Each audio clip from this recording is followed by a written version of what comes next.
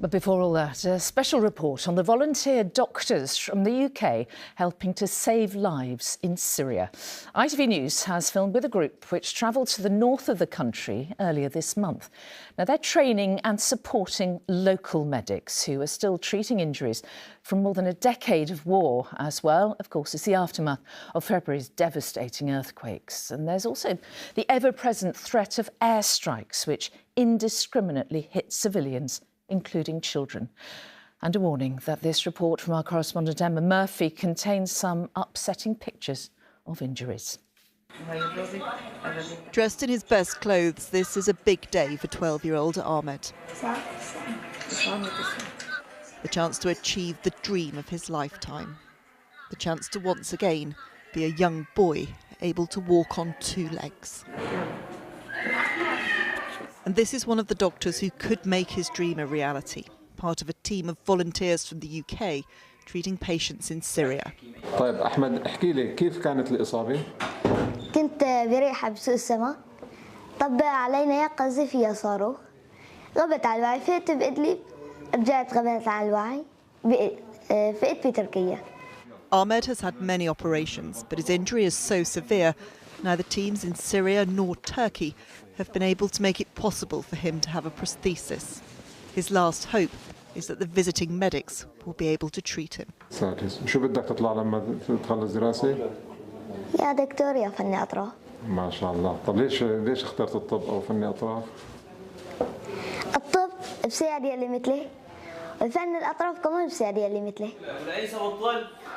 The following day he bounds back to the hospital. No fear about the surgery, just excitement that finally there's a team who can help.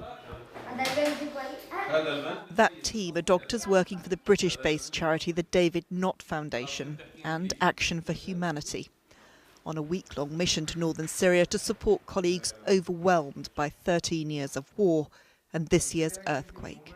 We don't need this bit of bone there, so we'll flatten it and then we'll cover it with a soft tissue. Yes. And hopefully when it healed he could have his prosthetic limb and he could walk. Many of the doctors are Syrian themselves. This is shrapnels. Some were forced to leave during the war. This was their homecoming, to help heal those who were so harmed by the horrors that have befallen their homeland. He's a very intelligent boy. When I spoke to him yesterday, he was so determined that he wants to be a doctor. Yeah, he's incredibly intelligent, motivated, and always positive, despite his terrible injury he had. The reconstruction work the team did on Ahmed's body means that he may soon have the prosthesis he dreams of. For his family, this mission was the only chance for him to receive such specialised care close to his home. When we went to Turkey, we didn't know anyone, his mother says. Being here with family and friends visiting is so important for his recovery and his morale. Hundreds of families had gathered at the hospital hoping for a similar chance. Too many for the team to treat in one visit, and overwhelming.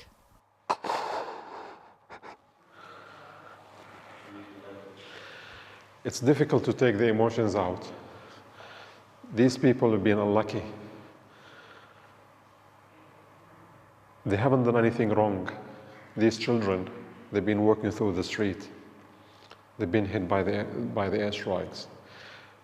They were sleeping in their beds. The roof collapsed over their legs.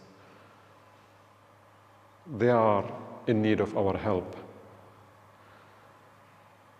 And they deserve the best. 11-year-old Lean's finger was injured during the war. Multiple operations failed to fix it.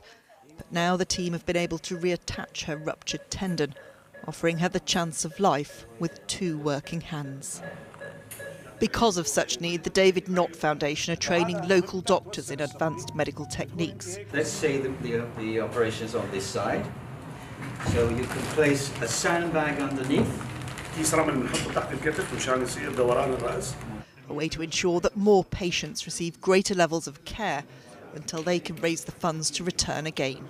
They've not been able to be trained outside, and what we do is come here, sit with them, work with them, operate with them, but also train them on all these different kind of procedures, different kind of operations that will help them deal with complex war injuries. It is a support that is desperately needed for the doctors and those whose lives depend upon them. Emma Murphy, ITV News.